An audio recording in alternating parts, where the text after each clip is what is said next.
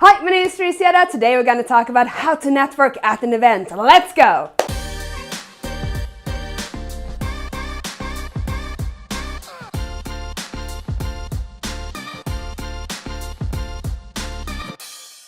Hi, my name is Teresa. I'm a keynote speaker traveling the world talking about business culture and mindset. I'm also the founder and CEO of 30-Minute MBA. We reimagine the workplace through actionable learning and cultural design. And today we're going to talk about how to successfully network at an event. And we're going to try a different format than normal. We're going to do Q&A. So over the years when I've traveled as a speaker and an advisor, there's a lot of questions about how do you prepare for an event, how do you set up, how do you network, how do you talk to people. It's basically a bunch of questions. So today we're going to try this new format where we have collected some of the questions that have been asked over the years, and we're going to answer them for you. So let's start with the first question. So of course, there's a lot of things to consider before we attend an event. If you're a high achiever, you probably get tons of invitations to dinners, events, conferences, all kinds of exciting things. And even if it is really important to say yes to opportunities, as we talked about in previous videos, I'm going to link that down below, it's also important, of course, to weigh the opportunity cost and consider the value of this specific event. The value that this opportunity can bring to us and the value we can bring to the people attending. And the question was, how do you know who's attending and how can you find that out? And depending on what it is, of course, if it's a conference for 50,000 people versus if it's a private dinner for 10, the situation will be very different. So if we are assuming that this is a conference, and of course there's a lot of different kinds of conferences as well. We have the small invite-only conferences with up to 100 people or so. We have the mid-sized conferences, 300 to 2,000 or so, and then we have the big conferences and of course the mega conferences, and the mega is of 20,000 or up. So depending on the size, we prepare very differently, and it's also different ways of setting up and know who's going. So if it's the bigger conferences, let's say 2,000 and up, of course you can look at the conference site and see, okay, who seems to be attending. Sometimes these conferences even have a Facebook group, or they have at least a page and you can see who has signed up there. So that's one trick. But of course you can also look at who's speaking, which media is attending, does they feature some of this year's attendees, and that's another way of figuring out who's going. But of course, the more we are invested in the community, we can also reach out to our friends and ask them directly, which I do on occasion. So speaking to other people that are road warriors is another way of finding out who's going there. And if these people have been there in the past, you can always ask your friends or connectors if they would recommend this kind of event and what kind of people you can expect to be meeting.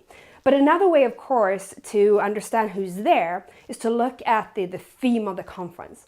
So if you're looking for meeting like-minded people, let's say that you are on a C-level, CMO or CFO or a CEO even, seeking out conferences with other C-level professionals might be a great way of meeting like-minded people. So there's all kinds of formats to this. As I said, you have the big ones, which is more like around tech or startups.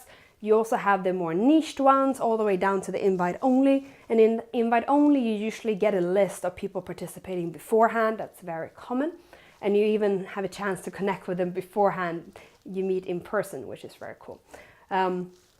So the key takeaways from how to know who's attending, it comes down to the size of the event. But number one, look at the website. Do they feature attendees? Do they feature speakers? Do they feature media? Who seems to be attending? What's the theme of this event? And is it specifically for your industry, or is it for your role or position in a company? And that's another way to find out who's likely gonna go. And then third, of course, ask connectors, ask your friends who have been there in the past or know something about this. The third option, of course, is to contact the conference organizer directly. They will probably be very busy, but it's always a chance to reach out and ask them who are attending this conference usually, and if they have specific people they want to share this year that are going. So those are some ways of figuring out, and then of course the bonus was the Facebook Sometimes, as I said, even the big conferences are putting out a Facebook event, and that's one other way of seeing who's going beforehand. We also have Eventbrite and a couple of other places, but it's not always possible to connect with people there. I have one more bonus, and that's the smaller conferences, usually the invite only, usually put in some kind of secret group on Telegram or WhatsApp, or actually on Facebook too, so people can connect beforehand. And of course, that's another way of figuring out who's going, so you can prepare for that awesome meeting you're excited about. So there's a lot of people, and you have this amazing opportunity of connect with like-minded professionals. So the question is, where do you put your attention? And this actually starts before the event. This is not something you figure out at the conference. You're not standing in the middle of the conference floor and looking around and sort of try to figure out, oh, who should I talk to? No. The way to do this is, when we decide which conference event we are attending, we need to have an idea why we're going. So basically look at the goal and the intention of going. And then accordingly, we're planning. So a lot of events and a lot of the things that happen at events comes down to the preparation beforehand. So it's very common that we pre-book meetings. So you basically reach out to people beforehand, you set up a meeting. It can be a coffee, like a 10-minute or 15-minute conversation, or like a demo, maybe even dinner. So there's different options there. But it comes down to preparation beforehand. Sometimes when I meet people that are just starting out, not necessarily in their career, but with the conference world, they basically show up at the conference being super excited, but they haven't booked any meetings, they don't know who's attending, and they don't really know the goal with the conference either. And I'm all for serendipity, as you know, and we actually have done a video on different kinds of time, and serendipity is just one of them, so I'm going to link that down below. But so serendipity is important to plan, but leaving everything up to serendipity, yes, we can do that once in a while, but it's very risky, and that's not what we recommend. So what's better to do is to have a set goal. You know, why are you attending this conference? Why is this important to you? How does this help you to achieve your other goals that you have, that you're working towards? And then, who would you like to meet at this conference because of that goal? Or how can you help the community, or how can you help other people at the conference to contribute and add value to them? And how does that connect to your overall goal of going? So one thing, or a beginner's mistake, is usually that people just end up at the place, they're very excited, but there is no preparation beforehand, and they are in the middle of the conference and are just looking around and don't really know what to do. So the takeaway is, preparation is the key. Connect the goal of why you're going with who you're seeking out and talk to. One way of doing it, of course, to schedule a lot of back-to-back meetings, like a 10-minute, 15-minute meetings just back-to-back, so you can squeeze in a lot of people within a short period of time. But it's also important, of course, to schedule some serendipity time so you can be open for these drinks and dinners and all these things that happen in the evenings, usually where we have a great opportunity of deepening some of our relationship with our friends and people we are meeting at the conference. So it's important to do both. So to give a concrete example, sometimes when I go to conferences and speak, I would schedule a couple of meetings, usually from noon and onwards, since I'm an owl, so I work nights and not mornings. So I would start my meetings around noon, and then I would squeeze in multiple meetings, let's say between 3 up to 10, depending on the conference, sometimes even more, but that's a pretty good amount. Schedule a little bit of break in between them sometimes, have them come to one location, usually the speaker lounge. But of course you can set up different meeting points at these conferences nowadays. A lot of the conferences are really great at allowing people to sit down and have a coffee and connect with each other and share insights and ideas. And then in the evening, I would have a couple of things scheduled beforehand, like a dinner or some drinks and some events, and I would go to multiple. It's really rare that I would only go to one. I probably end up going to between 3 and maybe 8 in the more extreme cases. That's possible. It's very tight though. So that's basically one way of doing it. But as I said, the key here is not how many meetings you squeeze in or how much time you're spending on the conference floor just mingling. The important thing is that you're connecting the attendance with your goal or goals, and then based on that, you plan accordingly. But a lot of preparation goes into each conference. Pre-booking meetings is definitely one of the secrets of succeeding at any conference. So, the holy grail, which events? You're at the conference, you have committed to it, you know why you're there, right? And now you need to decide, okay, you have all of these options, where do you go? And yes, this is a challenging one. We are usually really squeezed on time when we're going to these conferences because there's multiple things going on at the same time. Multiple speakers and workshops and people to meet and all that. And then of course in the evenings there is usually a lot of stuff. So again, we need to come back to why are we there? Are we there to network with like-minded people? Are we there to learn on the latest trends in our industry? Are we there to pitch maybe our own product and meet clients? You know, it all comes down to that. So depending on your main goal of the conference, that should dictate everything else basically. So if you are at the conference and you want to learn about the latest trends, it might be more important for you to attend multiple sessions where you listen to the keynote speakers and maybe even some think tanks or workshops at the conference rather than having multiple meetings back to back. That sort of depends. So that's one thing that is really important to consider. Really connecting it with the main goal or main goals of attending. But some question I sometimes get is, okay, so I know that there's a lot of things going on in the evenings. How do I get invited? Or how do I even find out of that? So this comes down again to the type of conference. As I mentioned in the beginning, there's multiple types. If it's smaller conferences, it's usually a tighter group, and this is not stuff you need to worry about. You usually are handed a program beforehand, so you know this and you don't need to seek it out. But if it's a bigger conference, slightly bigger conference, you might need to hustle a bit more for it. Some conferences today are really good at laying out multiple side events on their website. They're actually showcasing it today on their website, giving people an idea of where to go. And there's usually some companies sponsoring different events, so you can find out, okay, so for instance, if company X is sponsoring this mingle and you want to meet people from company X, well, that's a pretty good idea to go to that mingle. They're probably going to be there. So that's just one example. Sometimes media outlets are organizing their own events in connection to a big conference. That's another way of meeting, of course, journalists, but also people that are really experts in their field. So it sort of depends. But one place to start is the actual conference website where they might lay it out. If it's not there, then we go back to asking people. We can ask people at the conference. We can ask the organizer at the conference or people we meet, just being spontaneous and ask them, okay, so what are you up to tonight? And they might say, oh, I'm going to this dinner that this company is organizing. Oh, very cool. Do you have an invitation? And then you can get an invitation like that. Sometimes we need to allow some of that serendipity and spontaneity in order to put ourselves in a position where we get opportunities we didn't even dream of.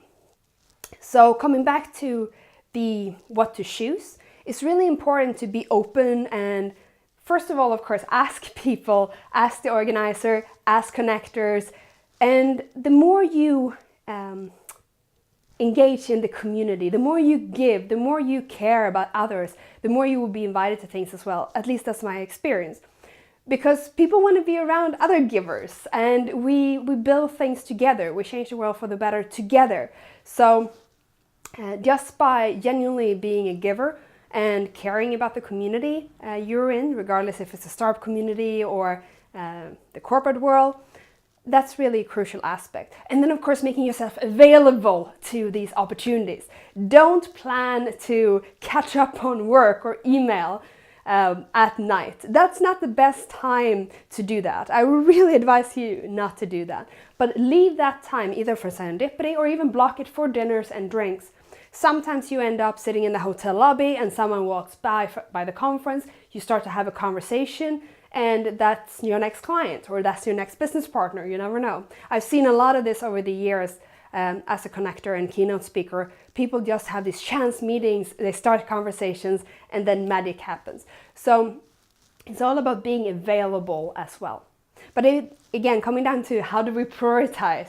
Yes, it is hard. You need to know that not every event you go to will be mind-blowing. Some might, but that's definitely an aspect to keep in mind, that not everything will be incredible right away. We talked actually a little bit about the different ratios, if you will, in the value of an event in another video, so we're going to link that down below, another networking video actually. So that's basically the key aspects. Look at the website, speak to people at the conference, just be available. Don't sit in your little corner hidden away. Be where people are, talk to people, ask people, and give back. And also know that this is not something that happens like that. You need to be engaged in your community for a little while and actually show that you care and being genuine, of course. And then the opportunities will present themselves over time. But another way, another trick, if you will, is to tour actually. So to go to multiple conferences during a short time period, because then you have a chance to really meet multiple people at these different events, and you deepen relationships, and that can open up to other invitations, other opportunities later. So those are some of the many tricks you can use in order to figure out where to go at this great conference. All right, so I actually had a conversation with some conference organizers about this in Barcelona last year. We had an in-depth conversation about how do you manage to stand on your feet for very long days and attend all of these meetings, still be, you know, the brightest and most charismatic version of yourself. How do you manage all of that? And especially if it's more than one day conference, which is usually the case when we travel to somewhere, right? And even if it's just a one-day conference, I do advise you to come the day before, because sometimes there's events and opportunities to network with people beforehand. That's very common actually. It's not necessarily a new trend, but it's something I've seen over the last few years. So starting with that. So arrive early. Don't arrive when everyone else is arriving. That's really not a great idea, especially if it's a big conference, because then you end up in lines a lot and you're missing these serendipitous moments, or you're missing these moments to actually look after yourself, to perform best when you're actually at the conference. So that's a side tip right there. But in regards to what to bring, so there's a lot of things to talk about here. Everything from some people don't have business cards yet, but that of course can be a very handy tool depending on your industry and the expectations from the people you are meeting.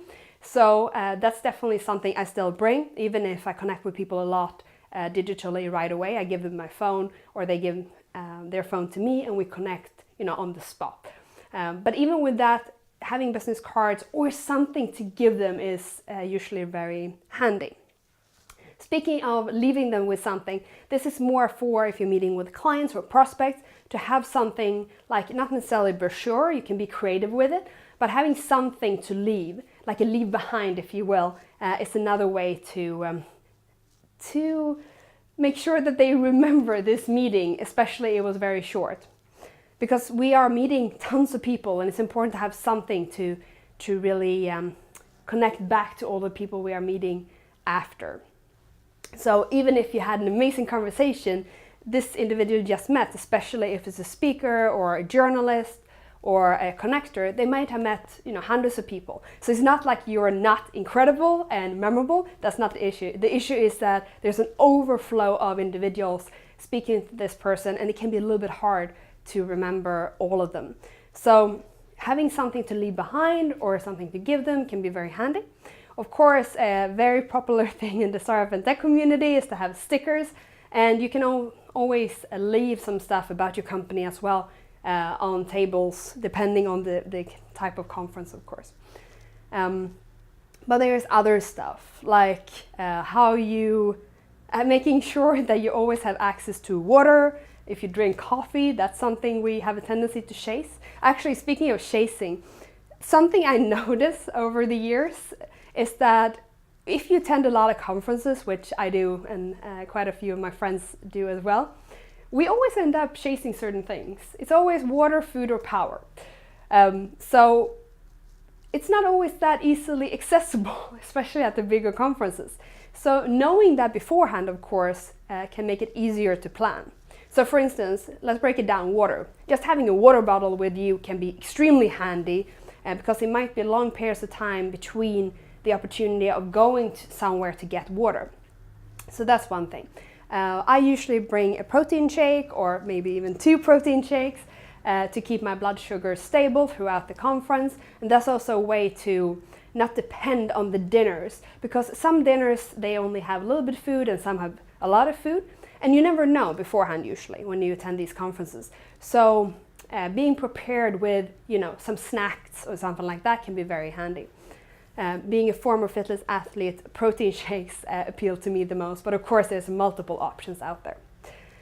So that's the water and the food aspect. Then power. So having a power bank can be surprisingly handy, especially for your phone, and that's something I always bring, because it's usually, as I say, long days and your phone might run out of battery, and that's really not convenient, because it's not always easy to find where to charge your phone, and you don't always want to leave it either because you're sort of dependent on it. Your connections might be there, your next meetings are there, your emails are there, everything is there. So making sure that your phone is charged throughout the conferences is very important. So those are some things. Usually at the events or in the evenings, I try to find some napkins. So if people happen to spill, I have some napkins to give to them. But that's just a small little trick. The other things are a lot more important. Having pens is handy for sure. Having a notebook, as stated in the question, can be very handy. And basically, I have some friends that sometimes even bring extra pair of shoes, or they bring maybe another sweater or something, because you don't always have the chance to go to the hotel or the Airbnb between the conference and the actual evening. So that's another way of saving some time. Packing light as possible, but making sure that you have everything you need with you can be very useful, and that's definitely something to consider. Okay, so the availability question, or how can I get other people to approach me? Okay, the first answer is, why not approach other people yourself?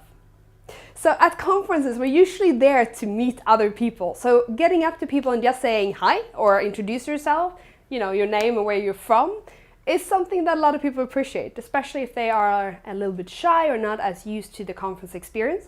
So most people, or let's say almost every person that is there to talk to others. So just approach people is usually a very handy trick. But if you want to get other people to approach you as well, working with charisma and of course body language is crucial here. So having an open body language like this, smile of course, and bring a lot of energy to the conversations are some ways of showing that you're approachable. But there's also other aspects, like physically being approachable, like not sitting in the corner with a laptop with your headphones on, hiding away. People are probably not going to approach you then. They're going to leave you alone. They're going to respect your privacy and your time, and they're not going to come up and have a random conversation. If you need to do some work, sitting in the hotel lobby or sitting in a coffee shop, sometimes there's open coffee shops at these big conferences, or just sitting where people are passing by with your laptop without headphones, preferably, can be another way of actually being semi-approachable. But of course, the best thing is to close the laptop and leave that for another time, and either just walk around or be where other people are. When you listen to a talk, introduce yourself to the neighbor. Talk to the neighbor or the neighbors. Introduce them to each other. Of course, when it comes to networking, one other aspect is to invite other people into the conversation. So let's say that you're standing and talking to a couple of people, and you're standing like in a circle. If you open up so the circle isn't closed, that's a way to invite other people to join. And if someone joins you, introduce this person.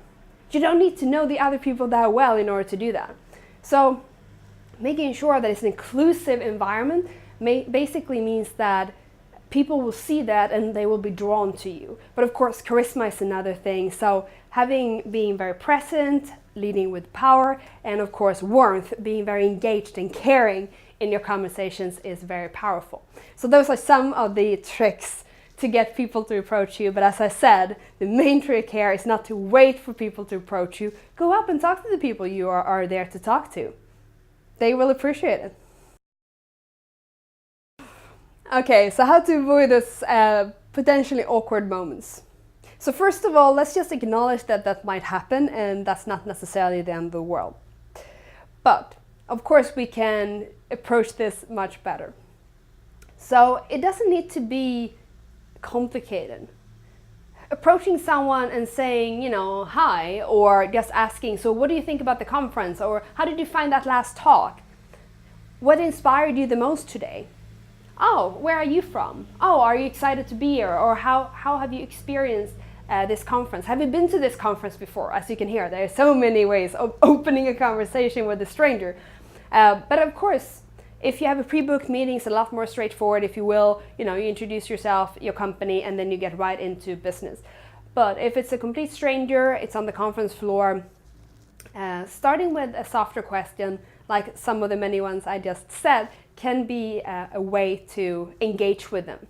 And also, being in touch with how they respond. Are they excited to talk to you? Or are they answering very shortly and trying to run away? You can look at where their feet are pointing to see if they are planning to leave soon or not, which is a little power tip there.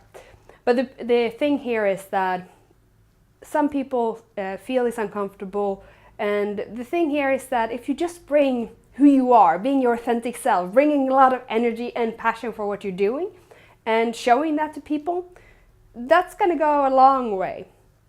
And then knowing that you can go right into the conversation. If you approach someone with a stand, for instance, asking them, okay, so this looks cool, what do you do? Can be a great way of starting the conversation. If you're meeting in a bar at one of these many networking events we talked about, talking about the day or talking about how they find the experience and stuff like that can be another way of starting a conversation, and then of course you can get to the more interesting conversations later. But that's just something to do. But being very open and friendly and energetic can go a really long way. Alright, so how do you make yourself memorable? Well, I've seen some crazy stunts here from people that is trying to make themselves memorable. Of course, you can dress up in weird costumes and weird hats and stuff like that. And if that's in line with your brand and what you want to do, totally go for that. But if that's not your thing, it happened not to be my thing, there's a couple of ways of standing out, of course. So it also depends on the goal of standing out. So that's another thing to remember. But we usually, or our company color through MBA is purple, so I usually wear something purple, or let's correct that, I wear something purple. So that's our signature, so people usually know that when they see me. And also we have a couple of custom-made stuff that we wear, not full costumes, we don't do that, but we have a couple of custom-made things we wear to stand out, but also to show other people who's in the team, especially if we are multiple people there, because it can be hard to know who is with what company and who belongs where and so on. So working with color or working with something that you're wearing can be very handy, especially if you don't have a stand. If you do have a stand, there's a lot of creative things you can do, everything from colors to music to scent to balloons to carpets. Yeah, there's a lot of stuff you can do, and we have done quite a few of them actually over the years, both in Dublin and in Vegas and London and all kind of places. So you can have a lot of fun with just setting up how your company are showcasing your product or services from a stand. So it's not just a roll-up, that's the point here. So don't just bring a roll-up and some candies. It's kind of boring. You can do better than that. So that's more in line of showing the values of the company you're representing and showing a bit of character. That's a great way of standing out. But another thing, of course, is just being charismatic and yourself. And if you're an introvert, that's perfectly fine. The dinners or the more smaller settings might fit you better rather than these big open air conversations. So it's about seeking out where do you get energy from and what do you enjoy the most, and then seek out that and pair that with the goals of attending the conference, basically. So standing out, there's everything from what you wear, but most importantly, how you are. In regards to being contacted after, some of you might figure out what I will say here now, and that's basically don't wait for them to reach out. You can reach out. And just reaching out with a very nice note and a connection like an email or on LinkedIn and something like that can be a lovely way of staying in touch and just establishing that first contact. And then of course, if you spoke about certain things, you can always follow up with an email or links or whatever it can be afterwards. So, but following up of course is important. So those are just some of the tricks of standing out at a small event or a massive event with 50,000 people. Okay. So, as we have talked about, pre-booking meetings with people that you would love to meet and have a little bit of one-on-one time with is really effective, and that's a great way of getting more out of a meeting. And also looking at the schedule beforehand and see which speakers do you want to see. Which speakers do you want to be inspired by or educated by, and maybe even talk to after. Some speakers, me included, are usually around the conference after, and we're trying to be available for everyone so they have a chance to have a little bit of one-on-one time with us. So that's two things. So seek out people that you want to meet, so pre-book meetings, and then look at the calendar and see who are speaking and what do you want to attend that really supports that goal or goals of yours of the conference. Another thing that is important to bring up here is of course to make sure that you look after yourself. These conferences are usually extremely intense, and that's something to be aware of. So having a meditation practice beforehand, of course having a morning and night routine, and we do have videos on that, we're going to link that down below. It's one way of keeping yourself fresh and ensuring that you bring the best version of yourself into every interaction. But it's basically, depending on the conference actually, there's some conferences, like Slush is an example in Finland. So it's like 15,000 people coming together, and it's really incredible but very intense. So the second year I went, I knew that it was going to be very intense. And it was almost like training for a marathon because, you know, there isn't a lot of sleep. I think sleep is very important in general, but it's not always possible to get as much as you normally would at these conferences. So preparing yourself for that is one way, of course, to do that. And another thing, as I said, is working with meditation and ensuring that you look after yourself throughout the day, drinking a lot of water. If you do coffee, then of course coffee can be handy too. And keeping your blood sugar stable. Ensuring that you have comfortable shoes, or at least that you change shoes if you can once, especially if you're a lady with heels. It can be very handy to just change from one pair to another before you go out to dinner. You can still wear heels. This is something I do a lot, but just changing the angle can help. That's just for the ladies. But there's multiple things, of course, and making sure that you are staying at the place so you don't need to travel that much. Because again, you don't want to waste time on sitting in a cab or sitting on a train necessarily. And you don't want to actually waste any time for anything that's not important. So also how you pack and what you brought with you for the event can be important in the preparation piece we talked about previously. So preparation is not only about pre-booking meetings and figuring out the schedule and who's speaking and all of that. It's also about optimizing how you pack and what you will eat and stuff like that. But of course, a meditation practice can definitely help, and just throwing in some meditation in the middle of the day somewhere in a quiet space can be another way of clearing your mind to be that best version of yourself. So we hope you like this format. Please share with us if you enjoyed it. We surely thought it was a lot of fun to make. And guys, if you want to take your performance to the next level, we do have a gift for you. It's called the Futuristic You with a 30-day challenge, and you can download in the description box below.